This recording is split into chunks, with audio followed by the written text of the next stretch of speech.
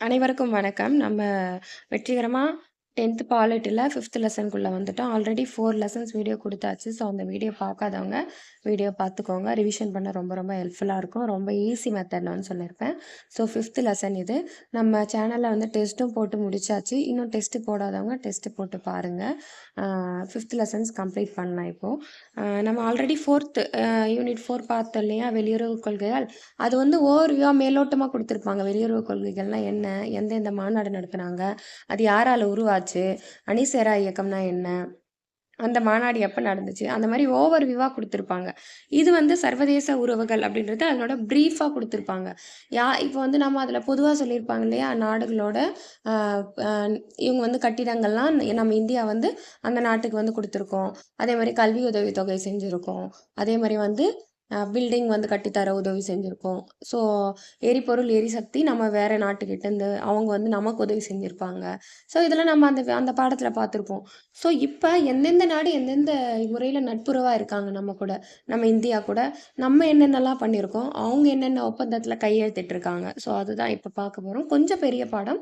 இருந்தாலுமே வந்து நம்ம படிச்சிடலாம். ஈஸியா தான் இருக்கும். 1க்கு 2 டைம் வீடியோ பார்த்தீங்கன்னாவே, உங்களுக்கு வந்து கேட்டீங்கன்னாவே காதுல கேட்கும்போது உங்களுக்கு இது மைண்ட்ல வந்து ஸ்டோர் ஆயிடும். அண்டு ஒரு முறை நீங்க புக்ல படிச்சுக்கோங்க. படிச்சுட்டு இத வந்து நீங்க வீடியோ கேட்கும்போது இன்னுமே உங்களுக்கு ரொம்ப ஈஸியா இருக்கும். புக் எடுக்க முடியாதவங்களுக்கு நீங்க வீடியோ பார்த்து 2 முறை, 3 முறை பார்த்தீங்கன்னா, உங்களுக்கு வந்து ஸ்டோர் ஆயிடும். ஓகேங்களா? வாங்க நம்ம ப லெசனுக்குள்ள போலாம். ஒரு மோசமான அண்டை நாடு ஒரு துரதிர்ஷ்டம். அதுவே ஒரு நல்ல நாடாக அமையுமேயானால், அதைவிட ஆசீர்வாதம் வேறு இல்லை. அப்படின்ட்டு யார் சொல்றாரு? ஹெஸாய்ட். ஹெஸாய்ட்ன்றவரு என்ன சொல்றாருன்னா, ஒரு மோசமான அண்டை நாடு இருக்குன்னா, அது ரொம்ப ரொம்ப ரொம்ப ஒரு மோசமான ஒரு துரதிர்ஷ்டம் நமக்கு. லக் இல்லாத நம்ம ஒருத்தவங்க அப்படின்னு. இதே நல்ல நாடா இருந்தா, அதை விட பெரிய ஆசீர்வாதம் எதுவுமே இல்லைன்றாங்க. ஸோ, எவ்வளோ அழகா வந்து சொல்லியிருக்காங்க பாருங்க. அதே மாரி தான் நம்ம வீட்லயுமே ஒரு நல்ல பக்கத்து வீட்ல வந்து ஒரு நல்ல மனுஷங்க இருந்தாங்கன்னா, நம்மளுக்கு ரொம்ப பெரிய அதிர்ஷ்டம். அதை விட பெரிய வேற விஷயம் தேவையா? கிடையாது. இதே வந்து ஒரு நமக்கு ஒரு எதிரியான மாரி நம்மளுக்கு ஆப்போசிட்டா இருக்கவங்க ஒருத்தவங்க அமைஞ்சிட்டாங்கன்னா, லைஃப் எப்படி போகும்? நீங்க அவங்க முகத்துல முழிக்கணும். ஸோ எப்படியா ஒரு லைஃப் இருக்கும்? அததான் வந்து இவரு குவாட்ஸ்ல சொல்லிட்டாரு. எஸ்ஆயிட்டுன்றது எப்படியோ எப்படி ஞாபகம் வச்சுக்கணுமோ, க்ளூ வச்சு ஞாபகம் வச்சுக்கோங்க. ஹேன்னு சொல்லிட்டு இவ்ளோ அழகா ஒரு கருத்த வந்து சொல்லிட்டு போயிட்டாரு. எஸ்ஆயிட்டு. அப்படின்னு சொல்லி ஞாபகம் வச்சுக்கோங்க. ஓகே. அறிமுகம் பார்க்கலாம் வாங்க. சுதந்திர இந்தியா தொடர்ந்து உலக அமைதியும், சர்வதேச ஒற்றுமையும் நிலைநிறுத்த ஊக்கமளிக்கிறது. போன பாடத்துல பார்த்தோம்ல, அதேதான். உலக அமைதி, ஒரு ஒற்றுமையா இருக்கணும்ன்றத தான் சுதந்திர இந்தியா வந்து நிலைநிறுத்தி சொல்லுது. ஓகேங்களா? இந்தியாவினுடைய முதல் பிரதமர் யார் அப்படின்னு பார்த்தீங்கன்னா, ஜவஹர்லால் நேரு. அவர் என்ன சொல்லியிருக்காரு அப்படின்னா, நாம் ஒருவரை முற்றிலும் சார்ந்தோ அல்லது தனித்தோ இருக்க முடியாது. ஆனால் இவ்வுலகில் ஒருவரை ஒருவர் சார்ந்து வாழ்கிறோம். அப்படின்னு சொல்லியிருக்காரு. யாரு அப்படின்னு பார்த்தீங்கன்னா, ஜவஹர்லால் நேரு வந்து சொல்லியிருக்காரு. தனித்தோ, சார்ந்தோ முற்றிலுமா இருக்க முடியாது. ஆனா என்ன பண்றோம்? ஒருத்தர் ஒருத்தர் சார்ந்து தானே இருக்கிறோம். அப்படிதான் வாழ முடியும். அததான் வந்து அவரு அப்பவே கணிச்சிருக்காரு. ஸோ இப்போ வந்து பார்த்தீங்கன்னா, ஒரு நாடு வளர்ச்சியில இது வந்து நார்மலா இந்த உள்ள டேட்டாஸ்லாம் குடுத்துருக்காங்க. நார்மலா ஒரு எப்படி வளமான அண்டை நாடா இருக்கணும், உறவை பேணணும்னு சொல்லிட்டு எக்ஸாம் பாயிண்ட் ஆஃப் வியூ டேட்டால நம்ம அத நல்லா வந்து பார்த்துப்போம். இருந்தாலும் நீங்க புக்க ஒரு முறை வாசிச்சிட்டீங்கன்னா, உங்களுக்கு இன்னுமே பெட்டர் அண்டர்ஸ்டாண்டிங் இருக்கும். ஓகேங்களா? ஓகே. சர்வதேச உறவுகளை பராமரிப்பது என்பது முக்கியமான ஒரு பகுதியாகும். எதுக்கு அப்படின்னா, ஒரு நாடு வளர்ச்சியில் போதிய அளவு முன்னேற்றம் அடைவதற்கு. பார்த்தீங்களா? நம்ம டெவலப் ஆவணும். ஒரு நாடு வந்து இருக்கு. நம்ம இந்திய நாடுனா, டெவலப் ஆகணும் அப்டின்னா, ஒரு உறவுகள வந்து சர்வதேச உறவுகள பராமரிக்கிறது ரொம்ப ரொம்ப அவசியம் அப்டின்னு சொல்லிட்டு சொல்றாங்க. சர்வதேசம்னா அதான் அண்டை நாடுகள் எல்லாமே. ஓகேங்களா? இந்தியா அதிக மக்கள் தொகை கொண்ட நாடாக இருந்தாலும், ஏராளமான அண்டை நாடுகளுடன் சூழப்பட்டிருப்பதால், அந்நாடுகளுடன் நட்புறவு மற்றும் நல்ல உறவினை பராமரித்து வருகிறது. நம்ம நாட்டிலே நெறைய மக்கள் தொகை இருந்தாலும், என்ன சொல்றாங்க? பக்கத்துல ஏராளமான அண்டை நாடுகள் இருக்கு. ஸோ, அவங்ககிட்டயும் நம்ம வந்து ஒரு நல்ல ஃப்ரெண்ட்ஷிப்ப வந்து மெயின்டெயின் பண்ணிட்டுருக்கோம். அதனால தான் வந்து நம்ம டெவலப் ஆகுறோம். அதன் மூலமாவும் நம்ம டெவலப் ஆகுறோம் அப்டின்றத சொல்றாங்க. வேற எதுவும் இல்ல. இந்தியாவினுடைய அண்டை நாடுகள் இந்த மேப் குடுத்துருக்காங்க பாருங்க. ஆப்கானிஸ்தான், பாகிஸ்தான், சீனா, நேபாள், பூட்டான், வங்காளதேசம், மியான்மர். ஸோ இந்த கீழ இந்த பக்கம் வந்தீங்க தெற்கு பக்கம் வங்காள விரிகுடா, இலங்கை, இந்திய பெருங்கடல் இருக்கு, மாலத்தீவு இருக்கு, இந்த பக்கம் அரபிக்கடல் இருக்கு. இந்தியா மேப் பார்த்துக்கோங்க. அ எந்தெந்த நாடுகள்லாம் இருக்குன்னு குடுத்துருக்காங்க. இந்தியாவின் அதன் அண்டை நாடுகளும் பார்த்தீங்கன்னா, அண்டை நாட்டுறவை பொறுத்தவரையில் இந்தியா ஒரு உன்னத நிலையை கொண்டுள்ளது. இந்தியா துணைக்கண்டத்தில் கடந்த 5000 ஆண்டுகளாக நிலவி வந்த ஒரே மாதிரியான பண்பாட்டின் ஒரு பகுதியாக அண்டை நாடுகள் விளங்குகின்றன. 5000 வருஷத்துக்கு முன்னாடி எப்படி இருந்துச்சோ, அதே மாரி தான் இப்பவுமே வந்து அந்த பண்பாடோட தான் இருக்காங்க அண்டை நாடுகள் அப்படின்றாங்க. ஃபர்ஸ்ட் பாயிண்ட் மிக பரந்த இந்தியாவின் வடமேற்கில் பாகிஸ்தான் மற்றும் ஆப்கானிஸ்தான். வடமேற்குல நம்ம பார்த்தோம் இல்லையா? இந்த இந்தியா மேப் பாருங்க. வடமேற்குல என்னென்ன இருக்கு? இது வடக்கு. வடக்குல மேற்குன்றது இந்த பக்கம் லெஃப்ட் சைடு வரும். பாகிஸ்தான் இருக்கு. அதுக்கு மேல ஆப்கானிஸ்தான் இருக்கு. அதான் சொல்றாங்க. வடக்குல சீனா, நேபாளம், பூட்டான். இந்த பாருங்க. வடக்குல வந்து இந்த சீனா இருக்கா, மேல வடக்குல நேபாளம் இருக்கா, அதுக்கப்புறம் பூட்டான் வந்து இந்த பக்கம் இருக்கு. ஸோ இது வந்து வடக்குல இருக்க நாடுகள். கிழக்குல வங்காளதேசம் நமக்கே தெரியும். தூர கிழக்குல மியான்மர். தூர கிழக்கு அப்படின்போது மியான்மர். தென்கிழக்குல வந்து பார்த்தீங்கன்னா இலங்கை இருக்கு. தென்மேற்குல மாலத்தீவு இருக்கு. ஸோ இந்த மேப்ல பார்த்தீங்கன்னா உங்களுக்கு மைண்ட்ல ஸ்டோர் ஆயிடும், பார்த்துக்கோங்க. நெக்ஸ்ட் இந்தியாவிற்கு மிக அருகில் அமைந்துள்ள இரு நாடுகளும் இந்திய பெருங்கடல்ல பிரிக்கப்பட்டிருக்கு. எது எதுவும் அப்படின்னு பார்த்தீங்கன்னா இலங்கையும் மாலத்தீவும் இந்திய பெருங்கடல் நடுவுல வந்து ஓடுது. ஸோ அது பிரிக்கப்பட்டிருக்கு அப்படின்னு சொல்லிட்டு சொல்றாங்க. ஸோ இந்த நாடுகள்லாம் வந்து இன, மொழி அடிப்படையில சமய, பொருளாதார ரீதியாவுமே வந்து எல்லாமே ஒற்றுமையா உறவுகள இன்னுமே வந்து பகிர்ந்துகிட்டு இருக்குன்றாங்க. இந்த பாக்ஸ் டேட்டா சீனாவும், ரஷ்யாவும் தான் அதிக எண்ணிக்கையிலான அண்டை நாடுகளுடன் தங்களது எல்லையை வந்து பகிர்ந்து கொள்கின்றன அப்படின்றாங்க. இப்போ சீனா, ரஷ்யா இருக்கு இல்லையா? அவங்க நிறைய பார்டர்ஸ் நிறைய நாடுகளோட பகிர்ந்துக்கிறாங்க அப்படின்னு சொல்றாங்க. ஸோ பார்த்துக்கோங்க. நெக்ஸ்ட் இந்தியாவும் ஆப்கானிஸ்தானும். இந்தியா ஆப்கானிஸ்தான் உறவு போர் திறம் சார்ந்த பங்களிப்பு ஒப்பந்தம் மூலம் வலிமை பெற்றுள்ளது. இந்தியா ஆப்கானிஸ்தான் உறவு வந்து எதன் மூலமா வலிமை பெற்றிருக்கு அப்படின்னா போர் திறம், அதாச்சும் போர் புரியறதுக்கான திறமை சார்ந்த பங்களிப்பு. 2 பேரும் போர் திறம் சார்ந்த பங்களிப்புல என்ன பண்றாங்க, கையெழுத்திட்டு இருக்காங்க. ஸோ அதனால வலிமை பெற்றிருக்கு. அது என்ன சொல்றாங்க, ஸ்ட்ராட்டஜிக் பார்ட்னர்ஷிப் அக்ரிமெண்ட் அப்படின்னு சொல்றாங்க. ஸோ நெக்ஸ்ட் வந்து பார்க்கலாம். இந்த பக்கம் பாருங்க. ஹீரட் மாகாணத்தில் உள்ள அதாச்சும் நீர், கல்வி, சுகாதாரம் மற்றும் வரி இல்லாமல் இந்தியா சந்தையை எளிதாக அடைதல் போன்ற துறைகளில் ஒத்துழைப்பை நல்கவும் வழிகோலுகிறது. அதாச்சும் நீர், கல்வி, சுகாதாரம் மற்றும் வரி இல்லாமல், அதாச்சும் எல்லாத்துக்குமே வந்து ஈஸியாக வந்து அவங்க நம்மளை வந்து அடையிற மாதிரி ஒரு இந்தியா வந்து அவங்களுக்கு வழி விட்டுருக்காங்க அப்படின்றத சொல்றாங்க. எக்ஸாம்பிள் கொடுத்துருக்காங்க. ஈராட் மாகாணத்தில் உள்ள சல்மா அணையை கட்ட ஆப்கானிஸ்தானுக்கு இந்தியா வந்து உதவி இருக்கு அப்படின்னு சொல்லிட்டு சொல்றாங்க. என்னன்னா ஹீரட் மாகாணம் இருக்கு ஒரு ஆப்கானிஸ்தான்ல. அங்க வந்து என்ன சொல்றாங்க, சல்மானையை வந்து கட்டியிருக்காங்க. யாரு? இந்தியா, நம்ம இந்தியா. ஸோ ஆப்கானிஸ்தானுக்கு போய் எதுக்கு நம்ம கட்டணும்? ஸோ அவங்களுக்கு அது இல்லாம அதாச்சும் ஒரு அந்த அணை கட்டினா அவங்களுக்கு ஒரு நல்ல டெவலப் ஆவாங்க. ஸோ நம்ம அவங்களுக்கு ஹெல்ப் பண்றோம். அதை தான் செஞ்சிருக்காங்க. ஸோ ஈரட் மாகாணத்தில் சல்மான் அணை இது எப்படி ஞாபகம் வச்சுக்கோங்க, நம்ம இந்திய ஆக்டர் இருக்கா இல்லையா சல்மான் கான், அவர் ஆப்கானிஸ்தானில் போயிட்டு ஒரு அணையை கட்டியிருக்காரு அப்படின்றத ஞாபகம் வச்சுக்கோங்க. அப்படி க்ளூவை ஞாபகம் வச்சுக்கோங்க. சரிங்களா? ஆப்கானிஸ்தான் பாதுகாப்பு படையில் பணிபுரிந்து உயிரிழந்த வீரர்களின் 500 பேருக்கு இந்தியா ஆப்கானிஸ்தானில் உள்ள பள்ளி மற்றும் கல்லூரிகளில் பயில்வதற்கான உதவித்தொகையை இந்தியா வந்து அறிவிச்சிருக்கு. அதாச்சும் ஆப்கானிஸ்தான் பாதுகாப்பு படையில வந்து பணிபுரிஞ்சிருப்பாங்க. ஸோ அவங்களுடைய குழந்தைகள் கல்வித்தொகை இந்தியா வந்து அனௌன்ஸ் பண்ணியிருக்காங்க. ஓகேங்களா? அவங்க இந்தியாலையும் படிச்சுக்கலாம், ஆப்கானிஸ்தான்லையும் படிச்சுக்கலாம். ஸ்காலர்ஷிப்பு இந்தியா தராங்க. இதுதான் சொல்லியிருக்காங்க. அதே மாதிரி அங்கே சிறு தொழில் நிறுவனங்கள் மேம்பாட்டிற்காக இந்தியா வந்து ஆதரவு அளித்திருக்கு அப்படின்றாங்க. முதலீடு செய்வதில் ஆப்கானிஸ்தானில் இந்தியா ஃபர்ஸ்ட் இடத்துல இருக்குது. அங்கே போய் இன்வெஸ்ட் பண்ணுவாங்க ஏதாச்சும் எதுக்காச்சும். பொதுத்துறை, தனியார் துறையை சார்ந்த இந்திய நிறுவனங்கள் ஆப்கானிஸ்தானின் சுரங்க தொழில் அதிக அளவில் முதலீடு செய்ய தொடங்கின. அதை நான் சொன்னேன் பார்த்தீங்களா? கவர்மெண்ட்டு, ப்ரைவேட்டு இந்த துறையை சார்ந்த இந்திய நிறுவனங்கள் என்ன பண்ணோம், நம்ம இந்தியன் கம்பெனிஸு அங்கே போயிட்டு டெவலப் பண்ணுவாங்க. அங்கே போய் கம்பெனியை நிறுவி அங்கே இன்வெஸ்ட் பண்ணி அங்கே வந்து என்ன பண்ணுவாங்க, வளர்ச்சி அடைவாங்க. அதுதான் சொல்கிறாங்க. மெயினாக வந்து சுரங்க தொழிலில் அதிக அளவு முதலீடு செஞ்சுருக்காங்க நம்ம இந்தியா அப்படின்றத சொல்கிறாங்க. எந்த துறையிலனா சுரங்கத்துறை. நெக்ஸ்ட் இந்தியா தனது விளையாட்டு திறமையை பறைசாற்றும் விதமாக காந்தகார் சர்வதேச கிரிக்கெட் மைதானத்தை கட்டியுள்ளது. ஸோ ஃபர்ஸ்ட் சல்மானையை கட்டியிருக்காங்க பார்த்தோம் இல்லையா ஆப்கானிஸ்தானில். அதே மாதிரி சர்வதேச கிரிக்கெட் மைதானத்தையும் கட்டியிருக்காங்க. எங்கே அப்படின்னு பார்த்தீங்கன்னா காந்தகார். ஓகேங்களா? காந்தகார் சர்வதேச கிரிக்கெட் மைதானம். சாரி, அதனோட பேர் வந்து காந்தகார் சர்வதேச கிரிக்கெட் மைதானம். இது எப்படி ஞாபகம் வச்சுக்கலாம்? சல்மான் கான் வந்து ஆப்கானிஸ்தானில் ஒரு அணையை கட்டினாரு. ப்ளஸ் அங்கே கிரிக்கெட் ஸ்டேடியம் வந்து என்ன காந்தகார் அப்படின்ற கிரிக்கெட் ஸ்டேடியத்தையும் வந்து ஆப்கானிஸ்தானில் கட்டியிருக்காரு அப்படின்றத ஞாபகம் வச்சுக்கோங்க. ஓகேங்களா? இந்தியா இவ்விதமான ஆப்கானிஸ்தான் வளர்ச்சிக்கு நிதி உதவி மற்றும் கடனுதவி அளித்து பங்காற்றி வருகிறது அப்படின்றத சொல்றாங்க. மேலும் மகளிர் சுய வாய்ப்பு சங்கமம் கொடுத்திருக்காங்க பாருங்க. இதெல்லாம் வந்து அப்படியே படிச்சுக்கோங்க. எக்ஸாம் பாயிண்ட் ஆஃப் வியூவில் கொஞ்சம் நமக்கு டேட்டாஸ் மட்டும் நம்ம பார்க்குறோம். சரிங்களா? இந்தியாவும் வங்கதேசமும் இப்போ பார்க்கலாம். ஃபஸ்ட்டு வந்து இந்தியாவும் ஆப்கானிஸ்தானும் பார்த்துட்டோம். ஸோ இது ஒரு ரிவிஷன் மாதிரி பண்ணலாம் இந்த ஃபஸ்ட் பேஜ்லேருந்து. ஒரு மோசமான அண்டை நாடு ஒரு துரதிர்ஷ்டம். அதுவே ஒரு நல்ல நாடாக அமையுமே ஆனால் அதைவிட ஆசீர்வாதம் வேறு இல்லை அப்படின்னு சொன்னவர் யாரு? ஹேசாய்ட்டு. ஸோ இந்தியாவினுடைய முதல் பிரதமர் யாரு அப்படின்னு பார்த்தீங்கன்னா ஜவஹர்லால் நேரு. நாம் ஒருவரை முற்றிலும் சார்ந்தோ அல்லது தனித்தோ இருக்க முடியாது. ஆனால் இவ்வுலகில் ஒருவரை ஒருவர் சார்ந்து வாழ்கிறோம் அப்படின்னு சொன்னவர் யாரு அப்படின்னு பார்த்தீங்கன்னா ஜவஹர்லால் நேரு அவர்கள். ஸோ நாடு வளர்ச்சி அடையணும் அப்படின்னா சர்வதேச உறவுகளை பராமரிப்பது என்பது ஒரு பகுதியாகும் அப்படின்றத சொல்றாங்க. இந்திய அண்டை நாடுகள் என்னென்ன இருக்கு அப்படின்னு பார்க்குறோம். வடமேற்குல என்ன இருக்கு அப்படின்னு பார்த்தீங்கன்னா பாகிஸ்தான், ஆப்கானிஸ்தான். வடக்குல என்னென்ன நாடுகள்னா சீனா, நேபாளம், பூட்டான். கிழக்குல வங்கதேசம்.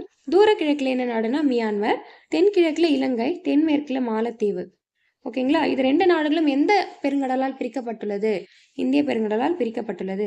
அதிக எண்ணிக்கையிலான அண்டை நாடுகளுடன் தங்களது எல்லையை பகிர்ந்து கொள்ளும் நாடுகள் என்ன? சீனா மற்றும் ரஷ்யா. ஸோ இந்தியாவும் ஆப்கானிஸ்தானும் எந்த உறவு மூலம், அதாச்சும் எந்த ஒப்பந்தம் மூலம் வலிமையை பெற்றிருக்கு, ஸ்ட்ராங் ஆயிருக்கு? போர்த்திறம் சார்ந்த பங்களிப்பு ஒப்பந்தம். ஓகே, நெக்ஸ்ட் ஹீரட் மாகாணத்தில் உள்ள எந்த அணையை கட்ட ஆப்கானிஸ்தானுக்கு இந்தியா வந்து உதவியது அப்படின்னா சல்மானை. அப்புறம் பொதுத்துறை மற்றும் தனியார் துறை சார்ந்த இந்திய நிறுவனங்கள் ஆப்கானிஸ்தானின் எதில் வந்து அதிக முதலீடு செய்ய தேர்ந்தெடுக்கப்பட்டிருக்காங்க அப்படின்னா சுரங்க தொழில். காந்தாகார் சர்வதேச கிரிக்கெட் மைதானத்தை இந்தியா எந்த நாட்டிற்கு கட்டியுள்ளது அப்படின்னா ஆப்கானிஸ்தான் நாடு. ஸோ ரிவிஷன் பார்த்தாச்சு. ஸோ இந்த பாக்ஸ் டேட்டை நம்ம விட்டுட்டோம். இந்த ஆப்கானிஸ்தானுக்குள்ளவே இருக்குது, பார்க்கலாம். சிந்துவெளி நாகரிக காலம் முதல் இந்தியாவும் ஆப்கானிஸ்தானும் பன்முகத்தன்மையும் மிக ஆழமான நட்புறவுமே வந்து கொண்டிருக்கு. எந்த காலம் முதலே வந்து ஆப்கானிஸ்தானும் இந்தியாவுமே ஆழமான நட்புறவு இருக்குன்னா சிந்துவெளி காலம் இருக்கு இல்லையா, அப்போவே வந்து ஸ்டார்ட் ஆயிருக்கு. அதே மாதிரி நம்ம கனிஷ்கர் இருக்கு இல்லையா, கனிஷ்கருடைய ஆட்சியின் போது ஏராளமான இந்திய சமய பரப்பு குழுக்கள் வந்து சீனா மற்றும் மத்திய ஆசியாவுக்கு மற்றும் ஆப்கானிஸ்தான் போன்ற நாடுகளுக்கு தங்கள் மதத்தை பரப்ப செஞ்சிருக்காங்க அப்படின்னு சொல்றாங்க. அதே மாதிரி பலுசிஸ்தான் தற்காலத்திய பாகிஸ்தானின் எல்லைப்புற மாகாணம் தான் பலுசிஸ்தான் அப்படின்றது சொல்கிறாங்க. அந்த பகுதியை சார்ந்த கான் அப்துல் காபார் கான் இந்திய விடுதலை போராட்ட இயக்கத்தின் முக்கிய தலைவரும் இந்திய தேசிய காங்கிரஸின் தீவிர ஆதரவாளரும் ஆவர். ஸோ பலுசிஸ்தான் அங்கே இருக்கவங்க ஒருத்தவங்க நம்ம நாட்டு விடுதலை போராட்டத்தில் ரொம்ப இம்பார்ட்டண்ட்டாக பங்கு வகிச்சிருக்காரு அப்படின்றது ரொம்ப ரொம்ப பெரிய விஷயம். ஸோ அப்போவே நட்புறவு கொண்டிருக்காங்க அப்படின்றது நம்மளுக்கு தெரிய வருது. ஸோ அதுதான் சொல்கிறாங்க. நெக்ஸ்ட்டு இந்தியாவும் வங்கதேசமும் போகலாம். வங்கதேசம் அப்படின்றது ஒன்றும் கிடையாது. நம்ம முந்தைய கிழக்கு பாகிஸ்தான் வந்து முன்னாடியெல்லாம் வந்து பார்த்திங்கன்னா கிழக்கு பாகிஸ்தான் தான் வந்து வங்கதேசம் அப்படின்றத அழைச்சிட்டு இருந்தாங்க. சாரி, முந்தைய கிழக்கு பாகிஸ்தானாக இருந்தது தான் இப்போ வந்து என்ன சொல்கிறாங்க அப்படின்னா வங்காள தேசம் அப்படின்னு அழைக்கிறோம். முன்னாடி கிழக்கு பாகிஸ்தானாக இருந்துச்சு. புரியுதுங்களா கான்செப்ட்டு? ஓகேங்க. சுதந்திரத்தை அங்கீகரித்த முதல் நாடு எது அப்படின்னா இந்தியா தான். ஸோ இந்த வங்கதேசத்தினுடைய சுதந்திரத்தை அங்கீகரித்த முதல் நாடு எது அப்படின்னு பார்த்தீங்கன்னா இந்தியா. ஸோ இந்தியாவும் வங்காளதேசமும் 4096.7 கிலோமீட்டர் நீளம் கொண்ட மிக நீண்ட நிலப்பரப்பை எல்லையாக பகிர்ந்து கொள்கின்றன. ஸோ வங்கதேசம் தான் நம்ம அதிக எல்லைப்பரப்பு, நீண்ட எல்லைப்பரப்பு வந்து நம்ம இந்தியா வந்து பெற்றிருக்கு. இது எப்படி ஞாபகம் வச்சுக்கலாம் அப்படின்னு பார்த்தீங்கன்னா 4096 அப்படின்ற மாதிரி கன்ஃபியூஸ் பண்ணுற மாதிரி வேணால் 4100 ரவுண்ட் பண்ணிக்கோங்க, அல்லது 3 மைனஸ் பண்ணிக்கோங்க. இல்லை எனக்கு 4096 ஓகேவா இருக்குது அப்படின்னா 4096.7 அப்படி ஞாபகம் வச்சுக்கோங்க. எத்தனை கிலோமீட்டர்? 4096.7 கிலோமீட்டர். ஸோ அகர்த்தலாவிற்கும், அகர்த்தலான்றது இந்தியா, திரிபுராவுடைய தலைநகரம் தான் அகர்த்தலா. ஸோ அகர்த்தலாவிற்கும் அகவுராவிற்கும் இடையேயான ரயில் போக்குவரத்து இணைப்பிற்கான முன்மொழிமை செயல்படுத்த இந்தியா வந்து திட்டமிட்டிருக்காங்க. அதே மாதிரி இந்தியாவின் பகுதிகளான கொல்கத்தாவிலிருந்து அகர்த்தலாவிற்கு டாக்கா வழியாக செல்வதற்கான சாலை வழியினை BBINMVA ஒப்பந்தத்தின் கீழ் அமைக்க இந்தியாவிற்கு வங்கதேசம் அனுமதி வழங்கியிருக்கு அப்படின்றாங்க. அதே மாதிரி நம்ம வந்து பார்த்தோம் இல்லையா, முன்னாடி ரயில் போக்குவரத்தை அமைக்கணும் அப்படின்றது பார்த்தோம். அடுத்து என்ன சொல்கிறாங்க அப்படின்னா, நம்ம கொல்கத்தா இருக்கு இல்லையா, நம்ம நாட்டில் இருக்க கொல்கத்தாவிலிருந்து அகர்தலாவுக்கு, நம்ம நாட்டுக்குள்ளவே இருக்க 2 கண்ட்ரி, அகர்தலா வேற ஒன்றும் இல்லை, திரிபுராவினுடைய தலைநகர் தான். ஸோ அதுக்குள்ளே போகிறதுக்கு நம்ம சுற்றிக்கிட்டு போகிற மாதிரி இருக்குது. ஸோ டாக்கா வந்து கொஞ்சம் கேப் விட்டுச்சு. டாக்கான்றது வங்கதேசத்தினுடைய தலைநகரம். அங்கே கொஞ்சம் கேப் விட்டாங்க அப்படின்னா நம்ம ஈஸியாக போயிடலாம். ஸோ அதுக்காக BBINMVA, அதாச்சு வங்கதேசம், பூட்டான், இந்தியா, நேபாளம், அதுதான் வந்து என்ன சொல்கிறாங்க, முதல் எழுத்துக்களை சேர்த்து BBIN அப்படின்றாங்க. MVAனா மோட்டார் வாகன ஒப்பந்தம், அதாச்சு மோட்டார் வெஹிக்கல் அக்ரிமெண்ட்டு. அது கீழே அமைக்க ஒரு சாலை வசதி அமைக்கிறதுக்காக 2 பேரும் சைன் பண்ணியிருக்காங்க. ஸோ அவங்க நம்மளுக்கும் ஹெல்ப் பண்ணுறது பார்க்கலாம். கங்கை நதி நீரை வந்து பகிர்ந்து கொள்ள 1976 வந்து வராக்கா ஒப்பந்தம் அப்படின்றது கையெழுத்தாயிருக்கு. எந்தெந்த 2 நாடுகள்னா இந்தியா, வங்கதேசம். அது வந்து ஒரு வரலாற்று ஒப்பந்தம் ஆகும் அப்படின்றாங்க. இந்தியா வங்காளதேசத்துக்கும் பொதுவானதாக 54 நதிகள் வந்து இருக்கு அப்படின்னு சொல்லிட்டு சொல்றாங்க. அதுல இருந்து இரு நாடுகளும் வந்து கூட்டு நதி ஆணையத்தை செயல்படுத்துறாங்க அப்படின்னு சொல்றாங்க. எத்தனை நதிகள் இரு இரு நாட்டுக்கும் பொதுவா இருக்குன்னா 54 நதிகள். இந்திய அரசாங்கம் வங்காளதேசத்திற்கான உதவி என்ற திட்டத்தின் கீழ் கட்டடங்கள் கட்டவும், ஆய்வுக்கூடங்கள், மருந்தகங்கள் மற்றும் ஆழ்குழாய் கிணறுகள் அமைக்கவும் மானியம் வழங்கி உதவுகிறது. அதான் நான் சொன்னேன் பாத்தீங்களா, முன்னாடியே ஹெல்ப் பண்றாங்க எல்லாமே. அது என்னன்னு பாத்தீங்கன்னா வங்காளதேசத்தின் உதவி அப்படின்ற பெயர்ல திட்டத்தின் கீழே நம்ம இந்தியா வந்து அவங்களுக்கு உதவிக்கிட்டு இருக்கோம். மேலும் இந்திய பண்பாட்டு உறவுகளுக்கான குழுவின் மூலம் வங்காளதேச மாணவர்களுக்கு ஆண்டுதோறும் உதவித்தொகை அளிப்பதோடு டாக்கா பல்கலைக்கழகத்தில் தாகூர் இருக்கை ஏற்படுத்தவும் வழிவகை செய்யப்பட்டுள்ளது. ஸோ இந்திய பண்பாட்டு உறவுகளுக்கான குழு இருக்கு. அந்த குழு மூலமா வங்காளதேச மாணவர்களுக்கு வருஷ வருஷம் நம்ம உதவித்தொகை வழங்கிட்டு வரோம். அது மட்டும் இல்லாம தாகூர் இருக்கை அங்க, அதாச்சும் டாக்கா பல்கலைக்கழகம் இருக்குல்ல, வங்காளதேசத்துல இருக்கக்கூடிய டாக்கா பல்கலைக்கழகத்துல தாகூர் இருக்கை ஏற்படுத்தவும் வந்து வழிவகை செஞ்சிருக்காங்க. ஓகே. நெக்ஸ்ட் வந்து மேற்கு வங்காளத்துல இருக்க சிலிகுரி அப்படின்ற இடத்துல இருந்து பர்பதிப்பூர், வங்காளதேசம் இருக்கு இல்லையா, வேற நாடு இது. மேற்கு வங்காளம்ன்றது நம்ம நாடு. கொல்கத்தாவுடைய தலைநகரம் தான் மேற்கு வங்காளம். சாரி, மேற்கு வங்காளத்தினுடைய தலைநகரம் தான் கொல்கத்தா. மாத்தி சொல்லிட்டு இருக்கேன். ஸோ அந்த மேற்கு வங்காளத்தில் இருக்கக்கூடிய சிலிகுரி அப்படின்ற இடத்துல இருந்து பர்பதிப்பூர் அப்படின்ற ஆகிய இடங்களுக்கு இடையே வந்து 130 கிலோமீட்டர் நீளம் கொண்ட நட்புறவு குழாய் போக்குவரத்தை அமைச்சிருக்காங்க. இது வந்து இரு நாடுகளும் சேர்ந்து தான் வந்து தொடங்கியிருக்காங்க. ஸோ சிலிகுரி, பர்பதிப்பூர் இந்த 2 நாடுகளுக்கு இடையே எத்தனை கிலோமீட்டர்னா 130 கிலோமீட்டர் நட்புறவு குழாய் போக்குவரத்து. ஸோ இது ஞாபகம் வச்சுக்கோங்க. நெக்ஸ்ட் இந்த பாக்ஸ் டேட்டா, இந்தியாவிற்கு சொந்தமான டிஎன்பிகா என்ற பகுதி மேற்கு வங்காளம் மற்றும் வங்காளதேசத்திற்கு இடையேயான எல்லையில் உள்ளது. குறுகலான இப்பாதை 2011ஆம் ஆண்டு வங்காளதேசத்திற்கு குத்தகை விடப்பட்டது. அதாச்சு டிஎன்பிகா அப்படின்றது இடம் வந்து இந்தியாவுக்கு சொந்தமான ஒரு பாதை. இது வந்து ஒரு குறுகலான ஒரு பாதையா இருக்கு. இது வந்து எந்த ஆண்டு வந்து வங்காளதேசத்திற்கு நம்ம குத்தகை விட்டிருக்கோம் அப்படின்னா 2011ஆம் ஆண்டு குத்தகை விட்டிருக்கோம். நம்ம இந்தியா வந்து குத்தகை விட்டிருக்காங்க அப்படின்ட்டு சொல்றாங்க. ஸோ வங்காளதேசம் வந்து பார்த்துட்டோம். இது வந்து ஒரு சின்ன வந்து ரிவிஷன் பார்க்கலாமா? வங்காளதேசம் அதாச்சு முந்தைய கிழக்கு பாகிஸ்தான் வந்து இப்ப எப்படி கூப்பிடுறோம் அப்படின்னா வங்காளதேசம் அப்படின்னு சொல்லிட்டு அழைக்கிறோம். வங்காளதேசத்தினுடைய சுதந்திரத்தை அங்கீகரித்த முதல் நாடு எது அப்படின்னா நம்ம இந்தியா தான். ஸோ வங்காளதேசம் அதாச்சு மிக நீண்ட நிலப்பரப்பை, இந்தியாவோடு மிக நீண்ட நிலப்பரப்பை எல்லையாக பகிர்ந்து கொள்ளக்கூடிய நாடு எது அப்படின்னு பாத்தீங்கன்னா வங்காளதேசம் தான். எத்தனை கிலோமீட்டர் நீளம் அப்படின்னு பாத்தீங்கன்னா 4096.7 கிலோமீட்டர். ஸோ இந்தியா அகர்தலாவிற்கும் அகவுராவிற்கும் இடையான ரயில் போக்குவரத்து இணைப்பிற்கான முன்மொழிவு செயல்படுத்த எந்த நாடு திட்டமிட்டுள்ளதுன்னா இந்தியா. நம்ம இந்தியா தான் திட்டமிட்டு இருக்காங்க. அப்புறம் இந்தியாவினுடைய பகுதியான கொல்கத்தாவிலிருந்து அகர்தலாவிற்கு என்ன என்ன வந்து இது பண்ணியிருக்காங்க அப்படின்னா சாலை வழி அமைக்கிறதுக்கு என்ன இதுன்னா BBINMVA அப்படின்ற ஒரு ஒப்பந்தத்தின் கீழே கையெழுத்திட்டு இருக்காங்க.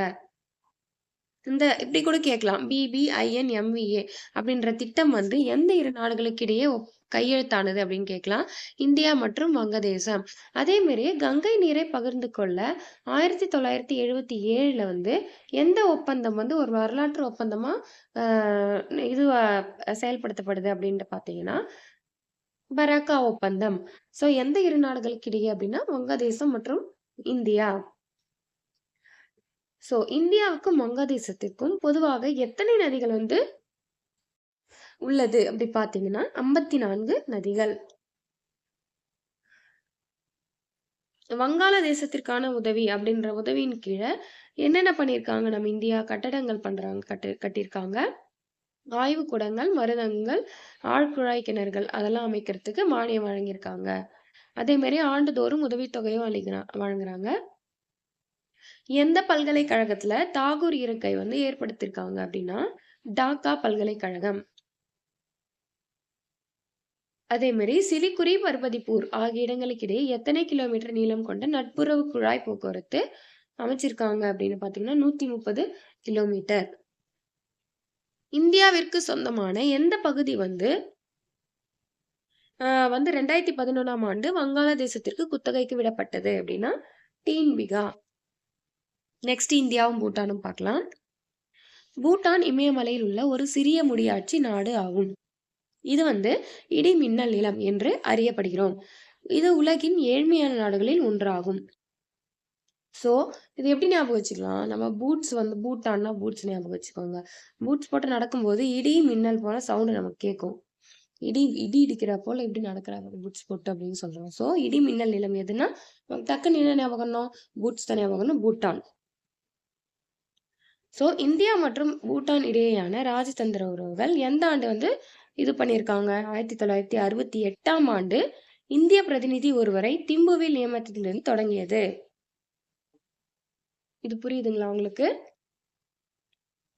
ராஜதந்திர உறவுகளை வந்து எந்த ஆண்டு தொடங்கியிருக்காங்க அப்படின்னா 1968ல. சோ எந்த பிரதிநிதித்துவம் திம்புன்றது பூட்டான்ல இருக்க ஒரு இடம் போல. அந்த இடத்துல நியமிச்சதுல இருந்து அது வந்து அவங்க 2 பேரும் ஒரு நட்புறவாயிட்டாங்க ராஜதந்திர உறவு மூலமா. பூட்டான் நிலங்களால் சூழப்பட்ட நாடு அப்படின்னு சொல்லிட்டு சொல்றாங்க. அதனால கடல் சார்ந்த தொடர்புகளுக்கு இந்தியாவே வந்து பெரிதும் சார்ந்திருக்கு. அதே மாதிரி பூட்டானின் பொருளாதார மேம்பாட்டிற்கு இந்தியா முதன்மை வந்து பங்காற்றி இருக்கு. இந்தியா வந்து பாரத் முதல் பூட்டான் வரை B2B என்று அறியப்படும் இருதரப்பு வணிக உறவினை அறிவித்தது. அதே மாதிரி பூட்டான்ல ஒரு டிஜிட்டல் நூலகத்தையும் வந்து அமைச்சிருக்காங்க. மதிப்புமிக்க நேரு வாங்சுக் கல்வி உதவித்தொகை தகுதியும் திறமையும் கொண்ட பூட்டான் நாட்டினருக்கு தேர்ந்தெடுக்கப்பட்ட முதன்மையான இந்திய கல்வி நிறுவனங்களில் கல்வி பயில வாய்ப்பு அளிக்கிறது அப்படின்னு சொல்லிட்டு சொல்றாங்க. அதாச்சு நல்லா தேர்ந்தெடுக்கப்பட்ட அந்த கல்வி நிறுவனங்கள்ல இந்தியாவிலே படிக்கிறதுக்கு அவங்களுக்கு உதவித்தொகை வழங்குறாங்க. என்ன பேர்லன்னா நேரு வாங்சுக் கல்வித்தொகை. இந்தியா மற்றும் பூட்டான் இடையே இருதரப்பு ஒத்துழைப்பிற்கு நீர்மின் சக்தி துறை ஒரு முக்கிய எடுத்துக்காட்டுன்னு சொல்றாங்க. சோ அவங்களுக்கு வந்து பாத்தீங்கன்னா மொத்த நிலத்தால சூழப்பட்ட நாடு இல்லையா? அவங்களுக்கு நீர்மின் சக்தி வந்து நம்ம சைட்ல இருந்து தான் அவங்க அதிகமா பெற்றிருக்காங்க. சோ இருதரப்பு ஒத்துழைப்பு நல்குறாங்க. இதுவரை இந்திய அரசாங்கம் 3 நீர்மின் சக்தி திட்டங்களை வந்து பூட்டான்ல அமைச்சிருக்காங்க. என்னென்னு பார்த்துக்கோங்க. சுக்கா, குறிச்சி, தலா. சுக்கா, குறிச்சி, தலா. நம்ம பூட்ஸ் போட்டு தண்ணியில நீர்மின் திட்டம்னா தண்ணியில போட்டுறோம்னு வச்சுக்கோங்க பூட்ஸ. அது சுக்கா சுக்கு நூறாயிடும் இல்லையா? அதான் சுக்கா, குறிச்சி, தலா. சுக்கு நூறாயிடுச்சுன்னா தலா மேலேயே கொட்டுவாங்க நம்ம அம்மா அப்படின்னு ஞாபகம் வச்சுக்கோங்க. சுக்கா, குறிச்சி, தலான்றது நீர்மின் திட்டங்கள். எந்த நாட்டில் அமைத்துள்ள? பூட்டான். பாக்ஸ் டேட்டா பாருங்க. குரு பத்ம சம்பவா என்னும் புத்த துறவி இந்தியாவிலிருந்து பூட்டானுக்கு சென்றார். அங்கு தனது செல்வாக்கை ஏற்படுத்தி புத்த சமயத்தை பரப்பியதன் மூலம் இரு நாட்டு மக்களிடையே பாரம்பரியத்தை உறுதிப்படுத்தினார். அதாச்சு குரு பத்ம சம்பவா வந்து ஒரு பெரிய சம்பவம் பண்ணியிருக்காரு. எங்க? பூட்டான்ல போயிட்டு புத்த சமயத்தை பரப்பி இருக்காரு. சோ அங்க வந்து 2 நாட்டு மக்களுக்கிடையே பாரம்பரியத்தை உறுதிப்படுத்தியிருக்காரு. ஸோ நெக்ஸ்ட் இந்தியாவும் சீனாவும் பார்க்கலாம். புவியியல் அமைப்பு, மக்கள் தொகை, திறன் கொண்ட மனித ஆற்றல் மற்றும் நாகரிக தொன்மை ஆகியவற்றின் அடிப்படையில இந்தியாவுடன் ஒப்பிடுவதற்கு தகுதி வாய்ந்த நாடு எதுன்னு பார்த்தீங்கன்னா சீனா தான் அப்படின்றாங்க. ஆமா, அது உண்மைதான். மக்கள் தொகையிலயும் பார்த்தீங்கன்னா சீனா முதல் பிளேஸ்ல இருக்காங்க. ஸோ புவியியல் அமைப்புலயும் அதிகமா இருக்காங்க. திறன் கொண்ட மனிதர்களும் அங்க இருக்காங்க. நாகரிக தன்மையிலயும் சீனா வந்து எல்லாருக்கும் முன்னாடி ரொம்ப பழமை வாய்ந்த ஒரு நாகரிகம். ஸோ அப்படி ஒப்பிடும்போது நம்ம நாட்டோட ஒப்பிடும்போது அவங்களுக்கு ரொம்ப கம்பேர் பண்றதுக்கு ஸோ நம்ம இந்தியாவோட கம்பேர் பண்ணக்கூடிய நாடு சீனா அப்படின்றாங்க. அதாச்சு இந்தியாவும் சீனாவும் உலக வர்த்தக நிறுவனம், சர்வதேச காலநிலை மாற்றம் குறித்த பேச்சுவார்த்தைகள், உலக வங்கி சீர்திருத்தம் ஆகியவற்றில ஒத்த கருத்தை வந்து கொண்டிருக்கு அப்படின்றாங்க. ஒத்துழைப்பு கூட்டமைப்பில் அதாச்சு ஷாங்காய் ஒத்துழைப்பு கூட்டமைப்புல இந்தியாவுக்கு பார்வையாளர் தகுதியை சீனா வந்து வழங்கியிருக்காங்க. இந்த ஷாங்காய் ஒத்துழைப்பு கூட்டமைப்பு யாரால் தொடங்கப்பட்டதுன்னா சீனாவால் உருவாக்கப்பட்டிருக்கும். அதே மாதிரி சார்க் அமைப்புல பார்வையாளர் தகுதியை நம்ம வந்து சீனாவுக்கு வந்து வழங்கியிருக்கோம். ஸோ இரு நாடுகளும் பல்வேறு மாறுபட்ட துறைகளில் பேச்சுவார்த்தை நடத்திட வழிகளை வந்து ஏற்படுத்தியிருக்கு அப்படின்றாங்க. இந்தியாவும் சீனாவும் கல்வி பரிமாற்ற திட்டத்தில் வந்து கையெழுத்திட்டு இருக்காங்க. அதன்படி 2 நாடுகளும் அங்கீகரிக்கப்பட்ட கல்வி நிலையங்களில் உயர்கல்வி பயில தலா 25 மாணவர்களுக்கு என்ன பண்றாங்கன்னா கல்வி உதவித்தொகை வந்து வழங்குறாங்க. எத்தனை மாணவர்களுக்குன்னா 25 மாணவர்கள். ஸோ இதெல்லாம் எக்ஸாம் பாயிண்ட் ஆஃப் வியூல கேட்க மாட்டாங்க. இருந்தாலும் கூற்று காரணம்ல கேட்க வாய்ப்பு இருக்கு இல்லையா? ஸோ சீனாவும் இந்தியாவும் 25 மாணவர்களுக்கு கல்வித்தொகை வழங்க கையெழுத்திட்டு இருக்காங்க அப்படின்றது கூற்று குடுத்துருவாங்க. இது சரியா இல்லையான்னு கேட்பாங்க. நம்ம வந்து கூற்று தவறு அப்படின்னு போடக்கூடாது. கூற்று சரி அப்படின்ற மாரி போடணும் இல்லையா? அதுக்காக நம்ம வந்து டேட்டாஸ் பார்க்குறோம். நெக்ஸ்ட் இந்த இது பார்த்துங்க பாக்ஸ் டேட்டா. மக்மகான் எல்லைக்கோடு அப்படின்னா இந்தியா, சீனா மற்றும் பூட்டானின் கிழக்கு பகுதி ஆகிய பகுதிகளுக்கு இடையேயான எல்லைக்கோடு தான் மக்மகான் எல்லைக்கோடு அப்படின்னு சொல்லிட்டு சொல்றாங்க. எந்த 2 நாடுகள்? இந்தியா, சீனா தான் மெயினா வருவாங்க. பூட்டானையும் நீங்க ஆட் பண்ணிக்கணும். பூட்டான் ஞாபகப்படுத்திக்கோங்க.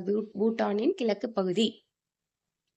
இது 1914ஆம் ஆண்டில் பிரிட்டிஷ் இந்தியா, திபெத் மற்றும் சீனா ஆகிய நாடுகளின் பிரதிநிதிகள் கூட்டத்தில் தீர்மானிக்கப்பட்டது. எந்த ஆண்டு தீர்மானிக்கப்பட்டதுன்னா 1914ஆம் ஆண்டு. ஸோ பிரிட்டிஷ் இந்தியாவின் சார்பில் இந்தியாவிற்கான செயலாளர் யார் அப்படின்னா ஆர்தர் ஹென்றி மெக்மகான் இக்கூட்டத்தில் கலந்து கொண்டார். அதனால என்ன பண்ணாங்க, அவங்களுடைய பேரையே இந்த இதுக்கு வச்சுட்டாங்க, எல்லைக்கோட்டுக்கு. அதாச்சு நம்ம 1914லாம் வந்து பிரிட்டிஷ் தானே நம்ம இந்தியாவை ஆண்டுகிட்டு இருந்தாங்க. ஸோ அவங்கலேருந்து ஒரு பிரதிநிதி வந்து அந்த கூட்டத்திற்கு வந்து போயிருக்காங்க. அவங்களுடைய பேரையே நம்ம வச்சிடலாம் அப்படின்னு சொல்லி ஆர்தர் ஹென்றி மக்மகான் அவருடைய பேரையே எல்லைக்கோட்டுக்கு வச்சுட்டாங்க. நெக்ஸ்ட் இந்தியாவும் மாலத்தீவும். நம்ம இந்த பேஜை வந்து ரிவிஷன் பண்ணிடலாம். இந்தியாவும் பூட்டானும் பார்த்துடலாம். பூட்டான் அதாச்சும் இமயமலையில் உள்ள சிறிய முடியாட்சி நாடு எதுன்னு பார்த்தீங்கன்னா பூட்டான். இடிமின்னல் நிலம் என்று அழைக்கப்படும் நாடு எதுனா பூட்டான். உலகின் ஏழ்மையான நாடுகளில் ஒன்று எது அப்படின்னா பூட்டான் வரும். ராஜதந்திர உறவுகள் எந்த ஆண்டிலிருந்து பூட்டானுடன் தொடங்கியது அப்படின்னு பார்த்தீங்கன்னா 1968ஆம் ஆண்டிலிருந்து. பூட்டான் வந்து எதனால் சூழப்பட்ட நாடுனா நிலங்களால் சூழப்பட்ட நாடு. B2B என்று அறியப்படும் இருதரப்பு வணிக ஒப்பந்தம் வந்து எந்த 2 நாடுகளுக்கிடையே அறிவித்தது அப்படின்னு பார்த்தீங்கன்னா பாரத் டு பூட்டான். அதாவது பாரத்னா நம்ம இந்தியாவை தான் பாரத் அப்படின்னு சொல்லுவோம். ஸோ பாரத் டு பூட்டான் அப்படின்றது வரும். நெக்ஸ்ட் நேரு வாங்சுக் கல்வித்தொகை எந்த 2 நாடுகளுக்கிடையே வந்து தகுதி பெற்ற மாணவர்களுக்கு வழங்கப்படுகிறது அப்படின்னு பார்த்தீங்கன்னா இந்தியா மற்றும் பூட்டான். இந்தியா மற்றும் பூட்டான் இடையே இருதரப்பு ஒத்துழைப்பிற்கு எந்த துறை வந்து முக்கிய எடுத்துக்காட்டா விளங்குது அப்படின்னு பார்த்தோம்னா நீர்மின் சக்தி துறை. அந்த எத்தனை நீர்மின் சக்தி நிலைய திட்டங்களை பூட்டான்ல செயல்படுத்திருக்காங்க அப்படின்னா 3 நீர்மின் சக்தி. ஸோ என்னென்னு பார்த்தீங்கன்னா சுக்கா, குறிச்சி, தலா. ஸோ எந்த புத்த துறவி வந்து இந்தியாவிலிருந்து பூட்டானுக்கு சென்று புத்த மதத்தை பரப்பினார் அப்படின்னு பார்த்தீங்கன்னா குரு பத்ம சம்பவா. இந்தியாவும் சீனாவும் இதுல இருந்து பார்க்கலாம் கொஸ்டின். புவியியல் அமைப்பு, மக்கள் தொகை, திறன் கொண்ட மனித ஆற்றல் மற்றும் நாகரிக தொன்மை ஆகியவற்றின் அடிப்படையில் இந்தியாவுடன் ஒப்பிடுவதற்கு தகுதி வாய்ந்த நாடு எது அப்படின்னு பார்த்தீங்கன்னா சீனா மட்டும்தான் அப்படின்னு சொல்லிட்டு சொல்றாங்க. எந்த அதாச்சு ஷாங்காய் ஒத்துழைப்பு கூட்டமைப்பு எந்த நாடால் உருவாக்கப்பட்டது அப்படின்னா சீனாவால் உருவாக்கப்பட்டது. இந்தியாவில் பார்வையாளர் தகுதியை வழங்கியுள்ளது அப்படின்றது தெரிஞ்சுக்கிறோம். அதே மாதிரி சார்க் அமைப்புல பார்வையாளர் தகுதி பெற்ற நாடு எது அப்படின்னா சீனா. எத்தனை மாணவர்களுக்கு ஆண்டுதோறும் கல்வி பயில வந்து கல்வி உதவித்தொகை வழங்குறாங்க சீனா அப்படின்னு பார்த்தீங்கன்னா 25 மாணவர்கள். மக்மகான் எல்லைக்கோடு அப்படின்றது எந்த 2 நாடுகளுக்கு இடையேயான எல்லைக்கோடு அப்படின்னு பார்த்தீங்கன்னா இந்தியா, சீனா மற்றும் பூட்டானின் கிழக்கு பகுதி. இது எந்த ஆண்டுல வந்து பார்த்தீங்கன்னா பிரதிநிதிகள் கூட்டத்தில் தீர்மானிக்கப்பட்டதுன்னா 1914 தான் வந்து தீர்மானிப்பாங்க. அதுல வந்து இந்தியா சார்பாக கலந்துகிட்டவர் யார் அப்படின்னா பிரிட்டிஷ் செயலாளர் ஆர்தர் ஹென்றி மக்மகான். அதனால அவருடைய பெயரை அதுக்கு வச்சிருப்பாங்க. நெக்ஸ்ட் இந்தியாவும் மாலத்தீவும் பார்க்கலாம். மாலத்தீவு இந்திய பெருங்கடலில் லட்சத்தீவுகளுக்கு தெற்கில் அமைந்துள்ளது. ஓகேங்களா? மாலத்தீவு வந்து பார்த்தீங்கன்னா, இந்திய பெருங்கடலில் லட்சத்தீவுகளுக்கு தெற்குல வந்து அமைஞ்சிருக்கு. நம்ம இந்தியா மேப் பார்த்தீங்கன்னா உங்களுக்கு தெரிஞ்சிருக்கும். ஸோ அத பார்த்துக்கோங்க. இனம், மொழி, பண்பாடு, சமயம் மற்றும் வணிக தொடர்பு ஆகிய பல பரிமாண தொடர்புகளை பழங்காலத்திலிருந்தே சுமூகமாக பேணி வருகிறார்கள். யார் யாரும் இந்தியாவும், மாலத்தீவும். இரு நாடுகளுக்கிடையே வணிகம் மற்றும் சுற்றுலா மேம்பட்டு இருக்குது அப்படின்றாங்க. ரோந்து மற்றும் வான்வழி கண்காணிப்பு தகவல் பரிமாற்றம் ஆகியவற்றின் மூலம் கடல்சார் பாதுகாப்பை மேம்படுவதற்கான ஒத்துழைப்பை நல்க இரு நாடுகளும் ஒப்புக்கொண்டிருக்காங்க. ஏன்னா மாலத்தீவுன்றது சுத்தி கடல் தான் இருக்கு இல்லையா? தீவுனாவே சுத்தி கடல் இருக்கும். ஸோ இரு நாடுகளும் இந்த கடல்சார் ஒப்பந்தத்துல கையெழுத்திட்டு இருக்காங்க அப்படின்றாங்க. ஸோ இது அவ்வளோதான் டேட்டா மாலத்தீவுல. நெக்ஸ்ட் இந்தியா, மியான்மரும் பார்க்கலாம். இந்தியா தனது 2வது மிக நீளமான எல்லையை மியான்மர் நாட்டோடு பகிர்ந்து கொண்டுள்ளது.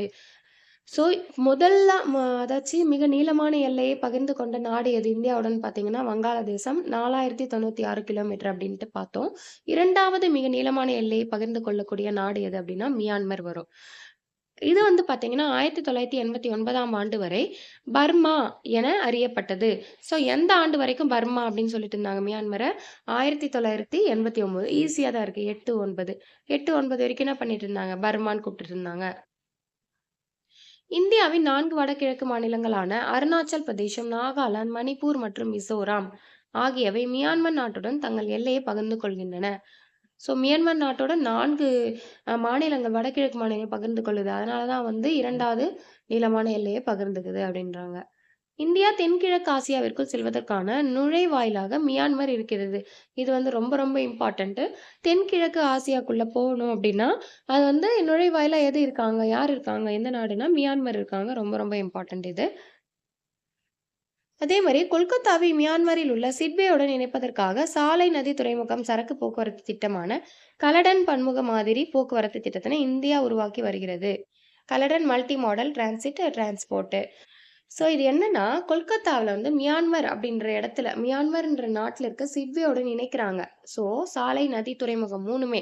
சாலை வழியும், நதி, துறைமுகம் மூலமா சரக்கு போக்குவரத்து திட்டம். அது என்னன்னா, கலடன் பன்முக மாதிரி போக்குவரத்து திட்டம். இது எப்படி ஞாபகம் வச்சுக்கலாம்னா, அந்த மியான்னு சொல்லிட்டு நடுவுல அந்த சாலையிலலாம் போச்சு போக்குவரத்து அந்த சாலையெல்லாம் போம்போது என்ன ஆகும்? நம்மலாம் என்ன சொல்லுவோம்? கல்லடன் இந்த அந்த பூனையோட பேர் வந்து கல்லணன்னு ஞாபகம் வச்சுக்கோங்க. அந்த கல்லடன் எப்படி கல்லடன் மாரி இருக்கான் பாரு! அப்படி ஞாபகம் வச்சுக்கோங்க. ஸோ மியான்மர் மியான்னு கத்திக்கிட்டு போறான் அப்படி ஞாபகம் வச்சுக்கோங்க. இந்தியா வந்து உருவாக்கி வருகிறது. ஸோ நெக்ஸ்ட்டு தென்கடலில் பொருளாதார மண்டலத்தை உருவாக்குவதற்காக கொல்கத்தா நகரை ஓசிமினுடன் இணைக்கும் நோக்கம் கொண்ட ஒரு திட்டம் வந்து உருவாக்கியிருக்காங்க அப்படின்னு சொல்லியிருக்காங்க. கவுகாத்தியுடன் மாண்டலாவை இணைக்கும் முதற்கட்ட பணிகள் தற்போது நடைபெற்று வருகின்றன அப்படின்றது சொல்லியிருக்காங்க. இதெல்லாம் ஜஸ்ட் டேட்டா பார்த்து வச்சுக்கோங்க. நமது எரிபொருள் தேவைகளான பெட்ரோலியம் மற்றும் இயற்கை வாயு ஆகியவற்றின் முக்கிய பங்குதாரராக மியான்மர் உள்ளது. ஸோ இது பார்த்துக்கோங்க. எரிபொருள் தேவைகளான பெட்ரோலியம் மற்றும் இயற்கை எரிவாயு ஆகியவற்றில முக்கிய பங்குதாரரா யார் இருக்காங்க நமக்கு அப்படின்னு பார்த்தீங்கன்னா, மியான்மர் வந்து இருக்காங்க. சில இந்திய நிறுவனங்களான எஸ்ஆர், கெயில், ஓஎன்ஜிசி, விதேஷ் ஆகிய நிறுவனங்கள் மியான்மரின் எரிசக்தி துறையில் முதலீடு செஞ்சிருக்காங்க.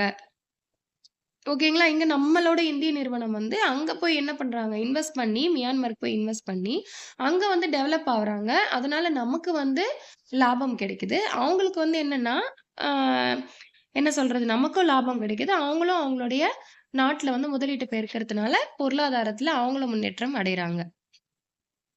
இந்தியாவும், நேபாளமும். இந்தியா இந்தியாவிற்கும் சீனாவிற்கும் இடையேயான இயற்கையாக அமைந்த இடைப்படு நாடு வந்து நேபாளம் ஆகும். அதாச்சு இந்தியா, சீனா இருக்கு. இந்தியா மேப்ல வந்து பாருங்க. இந்தியா மேப்ல வந்து பார்த்தீங்கன்னா, அந்த மேல இருக்கு பாருங்க இந்த மேப்பு. இந்த மேப்ல பார்த்தீங்கன்னா, இந்தியா இருக்கு, சீனா இருக்கு. இதுக்கு இடையில அமைந்த இயற்கையான நாடு தான் என்ன அப்படின்றாங்கன்னா, நேபாளம். இத நல்லா குடுத்துருக்காங்க பாருங்க. மேப் பார்த்தீங்கன்னா, உங்களுக்கு ரொம்ப ரொம்ப ஈஸியா புரிஞ்சிரும். ஆ இதுதான் குடுத்துருக்காங்க. ஸோ நேபாளம் வந்து நிலப்பகுதி அ ச நேபாள நிலப்பகுதிகள் சூழப்பட்ட நாடாக இருப்பதால், பொருளாதார உதவிக்கும், வழித்தடங்களுக்கும் இந்தியாவை வந்து சார்ந்திருக்கு அப்டின்றாங்க.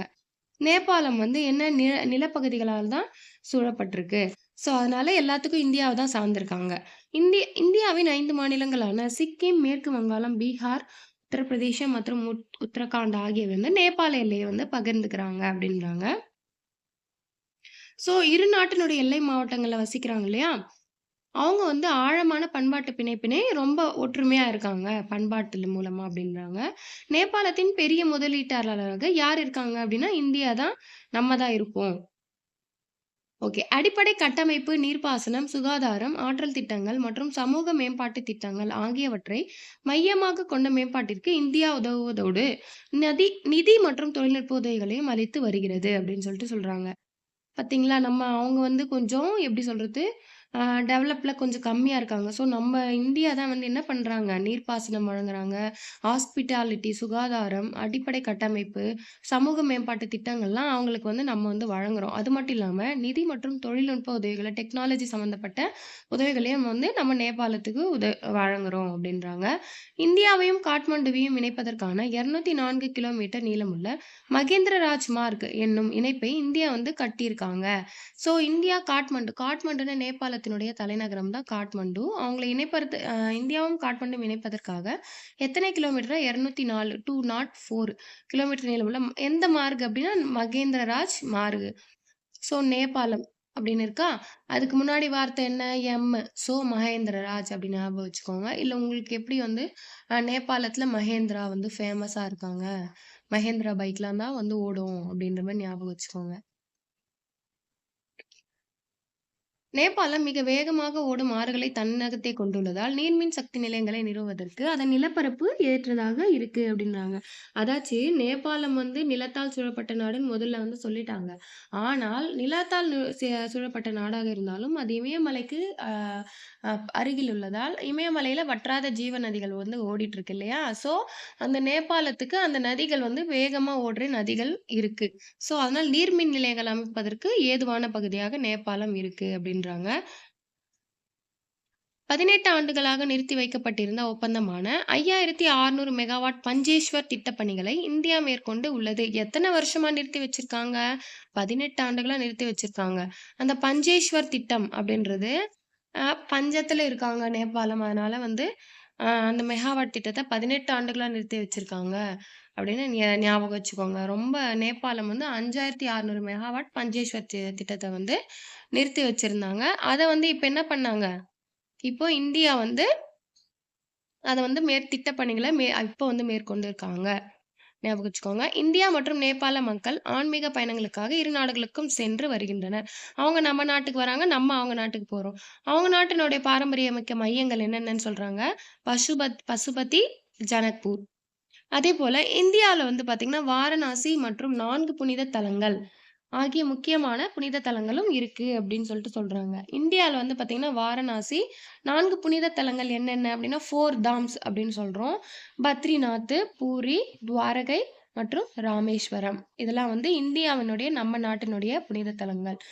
யாரெல்லாம் வந்து இங்க போயிருக்கீங்க அப்படின்றத கமெண்ட்ல வந்து சொல்லுங்க. நம்ம இன்னும் வந்து நாங்க போகல. ஓகேங்களா. ஜம்முல வந்து போயிருந்தோம். பட் பத்ரிநாத் அங்கலாம் போகல. அ ஸோ போயிருக்கீங்க அப்படின்னா கமெண்ட்ல வந்து சொல்லுங்க. நேபாள மொழியை இந்திய அரசியலமைப்பின் 8வது அட்டவணையில் சேர்த்துள்ளது. இது வந்து இரு நாடுகளுக்கும் இடையேயான நட்பு பிணைப்பை மேலும் வந்து அதிகரிக்க செஞ்சிருக்கு அப்படின்னு சொல்றாங்க. நெக்ஸ்ட் வந்து சாரதா ஆற்றின் குறுக்கே ஒரு கூட்டு மின்சக்தி திட்டம் வந்து கட்டப்பட்டு வருகிறது. இத்திட்டம் முறையே மின்சார உற்பத்தி, நீர்ப்பாசன வசதிகள் ஆகியவை இந்தியா, நேபாளத்திற்கு உதவும் வகையில் அமைக்கப்பட்டிருக்கு. சாரி. இந்த சாரதா அப்படின்றது நேபாளத்துல இருக்குன்னு எப்படி ஞாபகம் வச்சுக்கலாம். அந்த சாரதான்றவங்க வந்து என்ன பண்ணாங்க அப்படின்னா, நேபாளத்துக்கு ஓடி போயிட்டாங்க. ஸோ, அவங்க வந்து பார்த்தீங்கன்னா, 18 ஆண்டுகளா இது எப்படி லிங்க் பண்ணிக்கலாம். அந்த 18 ஆண்டுகளாக பஞ்சமான இருக்கவங்க கூட ஓடி போயிட்டாங்க. அதனால சாரதான்றவங்க. அதனால 18 ஆண்டுகளா வந்து நிறுத்தி வச்சிருந்தாங்க. ஸோ இது மாரி லிங்க் பண்ணி படிச்சுக்கோங்க. நேபாளத்துக்கு என்னென்ன வருது. நேபாளத்தில நெறைய பேர் நம்ம வந்து பார்த்துட்டோம். மகேந்திர ராஜ்மார்க் பார்த்தோம். பஞ்சேஸ்வர் அப்படின்ற பார்த்தோம். இப்ப நெக்ஸ்ட் சாரதா அ ஆற்றின் குறுக்கே ஒரு கூட்டு மின் சக்தி அப்படின்றத பார்த்துட்டோம். ஸோ இத ஞாபகம் வச்சுக்கிறதுக்காக சொல்றேன். இல்ல நீங்க 2 டைம், 3 டைம் வீடியோ பார்த்தீங்கன்னாவே உங்களுக்கு இது மைண்ட்ல வந்து ஸ்டோர் ஆயிடும். எக்ஸாம்ல போடுறதுக்கு ஈஸியா இருக்கும் கொஸ்டின் வரும்போது. சரி வாங்க நெக்ஸ்ட் பார்க்கலாம். இந்தியா, நேபாளம் எல்லையோரம் பல்வேறு எண்ணிக்கையிலான புலிகள் பாதுகாப்பு மையங்கள் வந்து அமைச்சிருக்காங்க அப்படின்னு சொல்லிட்டு சொல்றாங்க. சுற்றுச்சூழல் நோக்குல. இந்தியா மற்றும் நேபாள அரசு இரட்டை நகரங்களான காத்மண்டு அதாச்சும் வாரணாசி, லும்பினி புத்தகயா மற்றும் ஜனக்பூர், அயோத்தி ஆகிய 3 சகோதரி நகர ஒப்பந்தங்கள்ல கையெழுத்திட்டிருக்காங்க. அப்படின்றத சொல்றாங்க. இது நேபாளம் வந்து முடிஞ்சுச்சு. ஸோ இது வந்து ஒரு ரிவிஷன் பார்க்கலாம். இந்தியா மாலத்தீவும்லேருந்து. இந்திய பெருங்கடலில் லட்சத்தீவுகளுக்கு தெற்கில் அமைந்துள்ள நாடு எது அப்படின்னா மாலத்தீவு. இனம், மொழி, பண்பாடு, சமயம் மற்றும் வணிக தொடர்பு ஆகியவற்றில பழங்காலத்திலிருந்தே சுமூகமான உறவை கொண்டுள்ள நாடு எது அப்படின்னா மாலத்தீவு. ஆம். ரோந்து மற்றும் வான்வழி இந்திய பெருங்கடல்ல ரோந்து மற்றும் வான்வழி கண்காணிப்பு தகவல் பரிமாற்றம் ஆகியவற்றின் மூலம் கடல்சார் பாதுகாப்பை மேம்படுத்துவதற்கான ஒத்துழைப்பை எந்த இரு நாடுகள் வழங்கியிருக்கு அப்படின்னா இந்தியா மற்றும் மாலத்தீவு. இந்தியா தனது 2வது மிக நீளமான எல்லையை பகிர்ந்து கொண்ட நாடு எது அப்படின்னு பார்த்தீங்கன்னா மியான்மர். எந்த ஆண்டு வரை மியான்மர் பர்மா என்று அழைக்கப்பட்டது? 1989ஆம் ஆண்டு வரைக்கும். எந்த மாநிலங்கள் அதாச்சும் மியான்மரோடு எல்லைகளை வந்து எல்லையை பகிர்ந்துக்குது அப்படின்னு பார்த்தீங்கன்னா, அருணாச்சல் பிரதேசம், நாகாலாந்து, மணிப்பூர், மிசோராம். இந்தியா தென்கிழக்கு ஆசியாவிற்குள் செல்வதற்கான நுழைவாயில் எது அப்படின்னு பார்த்தீங்கன்னா, மியான்மர். கொல்கத்தாவை மியான்மரில் உள்ள சிட்வேயுடன் இணைப்பதற்காக சாலை, நதி, துறைமுகம், சரக்கு போக்குவரத்து திட்டம் என்ற கலடன் பன்முக மாதிரி போக்குவரத்து திட்டத்தினை எந்த நாட்டுடன் இந்தியா உருவாக்கி வருகிறது? மியான்மர். கொல்கத்தா நகரை ஓசிமினுடன் இணைக்கும் நோக்கம் கொண்ட திட்டம் எந்த நாட்டில் உருவாக்கப்பட்டது? மியான்மர். எரிபொருள் தேவைகளான பெட்ரோலியம் மற்றும் இயற்கை எரிவாயு ஆகியவற்றில் முக்கிய பங்குதாரராக எந்த நாடு உள்ளது? மியான்மர். இந்திய நிறுவனங்களான எஸ்ஆர், கெயில், ஓஎன்ஜிசி, விதேஷ் போன்ற நிறுவனங்கள் எரிசக்தி துறையில் எந்த நாட்டில் முதலீடு செய்துள்ளது? மியான்மர். இந்தியாவிற்கும் சீனாவிற்கும் இடையிலான இயற்கையாக அமைந்த இடைப்படு நாடு எது? நேபாளம். எந்த நாடு நிலப்பகுதிகள் சூழப்பட்ட நாடுகளாக இருப்பதால் பொருளாதார உதவிக்கும் வழித்தடங்களுக்கும் இந்தியாவையே சார்ந்துள்ளது? நேபாளம். அதே மாதிரி பூட்டானும் இதே மாதிரி தான் வரும். ஸோ பார்த்துக்கோங்க. இந்தியாவின் எந்த 5 மாநிலங்கள் நேபாளத்தோடு எல்லையை பகிர்ந்து கொள்கின்றன? சிக்கிம், மேற்கு வங்கம், பீகார், உத்தரப்பிரதேசம், உத்தரகாண்ட். நேபாளத்தின் பெரிய முதலீட்டாளராக எந்த நாடு திகழ்கிறது? இந்தியா. அடிப்படை கட்டமைப்பு, நீர்ப்பாசனம், சுகாதாரம், ஆற்றல் திட்டங்கள் மற்றும் சமூக மேம்பாட்டு திட்டங்கள் ஆகியவற்றை மையமாக கொண்ட மேம்பாட்டிற்கு எந்த நாடு உதவுகிறது நேபாளத்திற்குன்னா நம்ம இந்தியா.